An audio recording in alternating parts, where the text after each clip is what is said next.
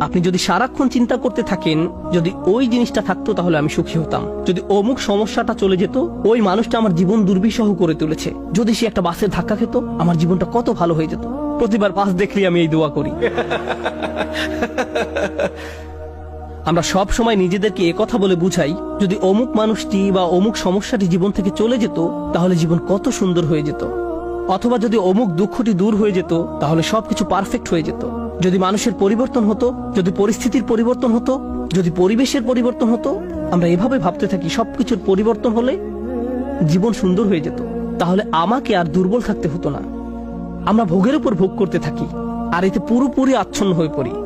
আর আল্লাহ আজ্জা জাল্লা বর্ণনা করছেন, জানো তুমি কত দুর্বল? তুমি একটি মাছির চেয়েও দুর্বল। দুআফাত তালিব ওয়াল মাতলুব। যখন তিনি এভাবে বলছেন, আমি আপনি মজ্জাগতভাবে অবিশ্বাস্যভাবে কতটা দুর্বল, একটু চিন্তা করে দেখুন। আপনাদের প্রত্যেকের মাথায় বিভিন্ন জিনিসের চিন্তা আছে প্রতিদিন। আমরা এখন